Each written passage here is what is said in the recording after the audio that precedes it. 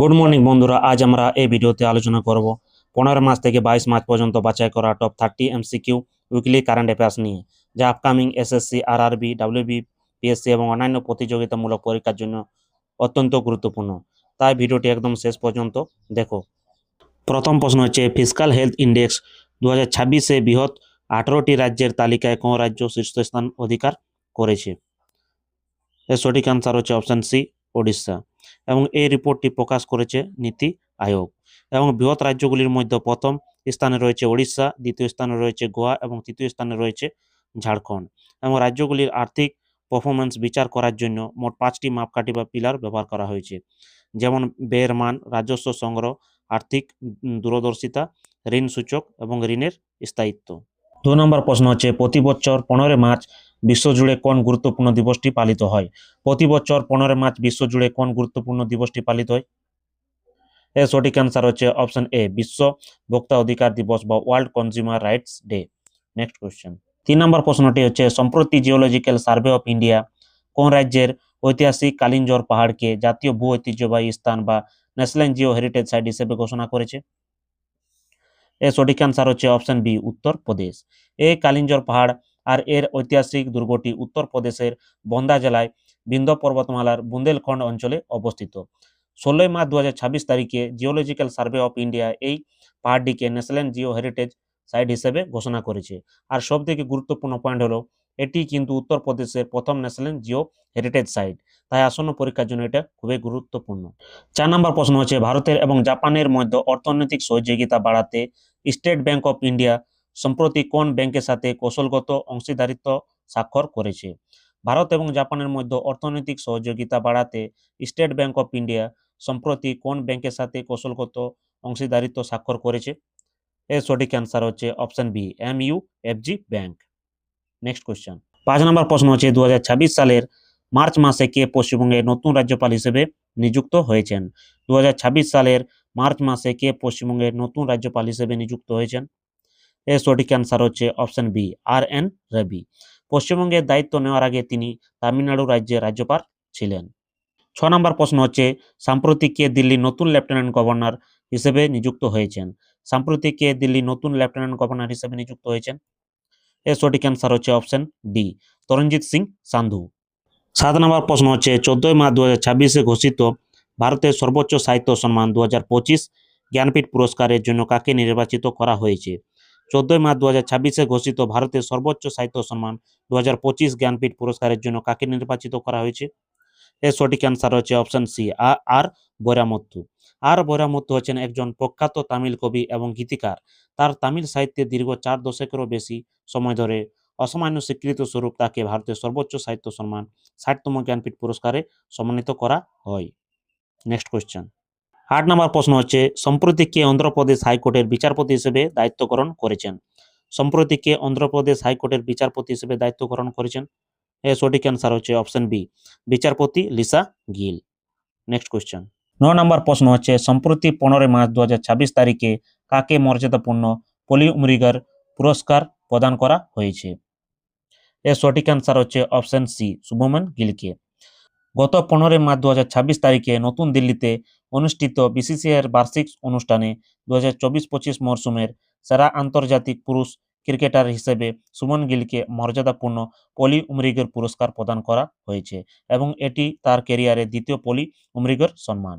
Next question. 10 নম্বর প্রশ্ন হচ্ছে, ভারতের 94তম এবং উত্তর পূর্ব অঞ্চলের প্রথম গ্র্যান্ডমাস্টার কে হলেন?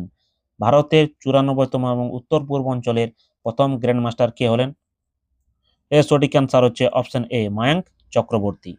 সম্প্রতি আসামের তরুণ দাবাড়ু মায়াঙ্ক চক্রবর্তী সুইডেনে অনুষ্ঠিত একটি টুর্নামেন্টে তার তৃতীয় এবং চূড়ান্ত গ্র্যান্ডমাস্টার নাম অর্জন করেন। এর মাধ্যমে তিনি ভারতের 94তম এবং আসাম তথা সমগ্র উত্তর পূর্ব ভারতের প্রথম দাবা গ্র্যান্ডমাস্টার হয়েছেন। Next question. 11 নম্বর প্রশ্ন হচ্ছে, সম্প্রতি কবে জাতীয় টিকা দিবস পালিত হয়? সম্প্রতি কবে জাতীয় টিকা দিবস পালিত হয়? এর সঠিক অ্যান্সার হচ্ছে option B, 16 March. Next question. 12 নম্বর প্রশ্ন হচ্ছে, 2026 সালের অস্কারে কোন ছবি সেরা চলচ্চিত্র হিসেবে পুরস্কৃত হয়েছে? 2026 সালের অস্কারে কোন ছবি সেরা চলচ্চিত্র হিসেবে পুরস্কৃত হয়েছে? এর সঠিক অ্যান্সার হচ্ছে option C, one battle after another. Paul Thomas Anderson পরিচালিত এই ছবিটি 2026 সালের অস্কারে সেরা চলচ্চিত্র এবং সেরা পরিচালক সহ সর্বাধিক 6টি পুরস্কার জিতেছে। 13 নম্বর প্রশ্ন হচ্ছে 2026 সালের অস্কারে সেরা অভিনেতা বিভাগে কে পুরস্কার জিতেছেন? 2026 সালের অস্কারে সেরা অভিনেতা বা বেস্ট অ্যাক্টর বিভাগে কে পুরস্কার জিতেছেন? এর সঠিক অ্যান্সার হচ্ছে option A, Michael B Jordan. Michael B জর্ডানের সিনার্স চলচ্চিত্রে অনবদ্য অভিনয়ের জন্য তিনি এই সম্মান অর্জন করেছেন এবং 2026 সালের অস্কারে সেরা অভিনেত্রী বা বেস্ট অ্যাক্টরেস হয়েছেন জেসি বাকলে হ্যামনেট ছবির জন্য। 14 নম্বর প্রশ্ন হচ্ছে 2026 সালের অস্কারে সেরা আন্তর্জাতিক ফিচার ফিল্ম বিভাগে ভারতের অফিসিয়াল এন্ট্রি হিসাবে কোন ছবিটিকে নির্বাচিত করা হয়েছিল? এর সঠিক অ্যান্সার হচ্ছে option B, Homebound. Neeraj Ghaywan পরিচালিত এই হিন্দি ছবিটি টপ 15 শর্ট লিস্টে জায়গা করে নিলেও টপ 5-এ পৌঁছতে পারেনি। 15 নম্বর প্রশ্ন হচ্ছে 2026 সালের বিশ্ব প্যারা অ্যাথলেটিক্স গ্র্যান্ড পিক্স এর পদক তালিকায় কোন দেশ শীর্ষস্থান বা প্রথম স্থান অধিকার করেছে? 2026 সালের বিশ্ব প্যারা অ্যাথলেটিক্স গ্র্যান্ড পিক্স এর পদক তালিকায় কোন দেশ শীর্ষস্থান বা প্রথম স্থান অধিকার করেছে? এর সঠিক অ্যান্সার হচ্ছে অপশন সি, ভারত। দিল্লির জওহরলাল নেহরু স্টেডিয়ামে অনুষ্ঠিত এই প্রতিযোগিতায় ভারত মোট 208টি পদক জিতে, যার মধ্যে গোল্ড 75টি, 59টি সিলভার এবং 64টি ব্রোঞ্জ। 16 নম্বর প্রশ্ন হচ্ছে মার্চ 2026-এ গ্রামীণ ডিজিটাল উদ্যোগ ভারত নেটের অধীনে সমৃদ্ধ কেন্দ্র কোন রাজ্যে উদ্বোধন করা হয়েছে? মার্চ 2026-এ গ্রামীণ ডিজিটাল উদ্যোগ ভারত নেটের অধীনে সমৃদ্ধ কেন্দ্র কোন রাজ্যে উদ্বোধন করা হয়েছে? এর সঠিক অ্যান্সার হচ্ছে option B, Madhya Pradesh. Next question. 17 নম্বর প্রশ্ন হচ্ছে 2026-27 সালের কেন্দ্রীয় বাজেটে কৃষকদের জন্য কাস্টমাইজড সহায়তা প্রদানের লক্ষ্যে কোন নতুন এআই ভিত্তিক অ্যাডভাইজারি প্ল্যাটফর্ম চালু করা কথা ঘোষণা করা হয়েছে? 2026-27 সালের কেন্দ্রীয় বাজেটে কৃষকদের জন্য কাস্টমাইজড সহায়তা প্রদানের লক্ষ্যে কোন নতুন এআই ভিত্তিক অ্যাডভাইজারি প্ল্যাটফর্ম চালু করার কথা ঘোষণা করা হয়েছে? এর সঠিক অ্যান্সার হচ্ছে অপশন এ, ভারত বিস্তার। Next question. 18 নম্বর প্রশ্ন হচ্ছে 15 মার্চ 2026 তারিখে ঘোষিত 2025 সালে সাহিত্য একাডেমি পুরস্কারে হিন্দি ভাষার জন্য কাকে ভূষিত করা হয়েছে? 15 মার্চ 2026 তারিখে ঘোষিত 2025 সালের সাহিত্য একাডেমি পুরস্কারে হিন্দি ভাষার জন্য কাকে ভূষিত করা হয়েছে? এর সঠিক অ্যান্সার হচ্ছে অপশন সি, মমতা কালিয়া। মমতা কালিয়া তার রচিত জিতে জি এলাহাবাদ নামক স্মৃতিকথার জন্য এই মর্যাদাপূর্ণ পুরস্কার লাভ করেছেন। এছাড়াও সাহিত্য একাডেমি ভারতের সংবিধানে 8ম তফসিলে ভুক্ত 22টি ভাষা এবং অতিরিক্ত ইংরেজি ও রাজস্থানী সহ মোট 24টি ভাষায় এই পুরস্কার দেয়। তার মধ্যে বাংলা ভাষায় পেয়েছেন প্রসূন বন্দ্যোপাধ্যায় তার কাব্যগ্রন্থ শ্রেষ্ঠ কবিতার জন্য, এবং ইংরেজিতে পেয়েছেন নবতেজ সারানা তার উপন্যাস ক্রিমসন স্প্রিংয়ের জন্য, এবং রাজস্থানীতে পেয়েছেন জিতেন্দ্র কুমার সোনি তার ছোট গল্প ভরখামা এর জন্য। 19 নম্বর প্রশ্ন হচ্ছে 2026 সালে মর্যাদাপূর্ণ সঙ্গীত কলানিধি পুরস্কারের জন্য কাকে নির্বাচিত করা হয়েছে? 2026 সালে মর্যাদাপূর্ণ সঙ্গীত কলানিধি পুরস্কারের জন্য কাকে নির্বাচিত করা হয়েছে? এর সঠিক অ্যান্সার হচ্ছে option D, Jayanti Kumaresh. Next question. 20 নম্বর প্রশ্ন হচ্ছে 2026 সালের মার্চ মাসে কোন দেশ আনুষ্ঠানিকভাবে ইন্টারন্যাশনাল সোলার অ্যালায়েন্স এর 118তম সদস্য হিসেবে যোগদান সম্পন্ন করেছে? এর সঠিক অ্যান্সার হচ্ছে অপশন বি, রোমানিয়া। 21 নম্বর প্রশ্ন হচ্ছে 2026 সালের মার্চ মাসে ইন্ডিয়ান আর্কিড ফেস্টিভ্যাল 2026 কোথায় সফলভাবে সমাপ্ত হয়েছে? 2026 সালের মার্চ মাসে ইন্ডিয়ান আর্কিড ফেস্টিভ্যাল কোথায় সফলভাবে সমাপ্ত হয়েছে? এর সঠিক অ্যান্সার হচ্ছে অপশন সি, সিকিম। 7 থেকে 10 মার্চ 2026-এ এই উৎসবটি সিকিমের পাকিয়াং জেলায় অনুষ্ঠিত হয়েছিল এবং এই উৎসবটি আয়োজন করেছিলেন Indian council of agricultural research এর অধীনে থাকা ন্যাশনাল রিসার্চ সেন্টার ফর আর্কিডস, এবং এই বছর এর থিম ছিল আর্কিডস ফর বিউটি অ্যাজ প্রসপেরিটি। 22 নম্বর প্রশ্ন হচ্ছে 2026 সালের মার্চ মাসে পিএম কিষানের কততম কিস্তি চালু করা হয়েছে? 2026 সালের মার্চ মাসে পিএম কিষানের কততম কিস্তি চালু করা হয়েছে? এর সঠিক অ্যান্সার হচ্ছে অপশন এ, 22তম। প্রধানমন্ত্রী নরেন্দ্র মোদী গত 13 মার্চ 2026 তারিখে আসামের গুয়াহাটি থেকে আনুষ্ঠানিকভাবে এই 22তম কিস্তির অর্থ প্রকাশ করেন এবং পিএম কিষাণ যোজনার আয়ত্তায় যোগ্য কৃষকদের বছরে মোট 6,000 টাকা আর্থিক সহায়তা দেওয়া হয়।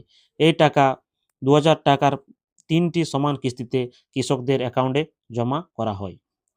23 নম্বর প্রশ্ন হচ্ছে কোন রাজ্যে সম্প্রতি দিব্যাঙ্গ শক্তি যোজনা শুরু হয়েছে? কোন রাজ্যে সম্প্রতি দিব্যাঙ্গ শক্তি যোজনা শুরু হয়েছে? এর সঠিক অ্যান্সার হচ্ছে অপশন সি, অন্ধ্রপ্রদেশ।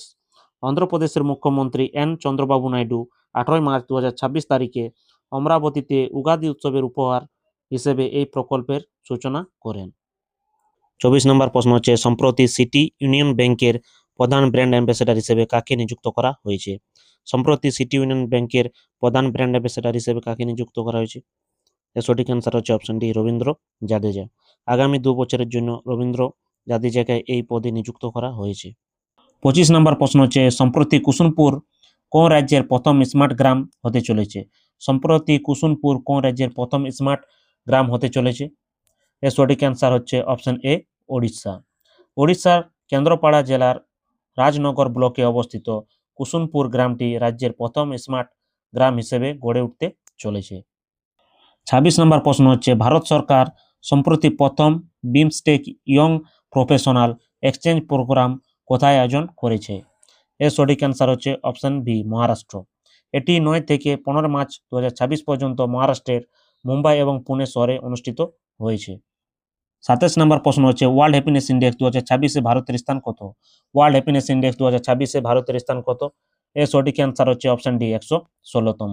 এবং এই রিপোর্টটি প্রকাশ করেন রাষ্ট্রসংঘের sustainable development solution network, Gallup এবং অক্সফোর্ড ইউনিভার্সিটির ওয়েবলিং রিসার্চ সেন্টার। এবং এই বছর যে 3টি দেশ শীর্ষে রয়েছে সেটা হচ্ছে ফিনল্যান্ড, দ্বিতীয় স্থানে রয়েছে ডেনমার্ক এবং থার্ড স্থানে রয়েছে আইসল্যান্ড। এবং ফিনল্যান্ডের টানা নবমবারের জন্য বিশ্বের সবচেয়ে সুখী দেশ হিসেবে স্থান করে নিয়েছে। 28 নম্বর প্রশ্ন হচ্ছে, দত্তক মায়েদের জন্য সুপ্রিম কোর্ট কত সপ্তাহের মাতৃত্বকালীন ছুটি মঞ্জুর করেছে?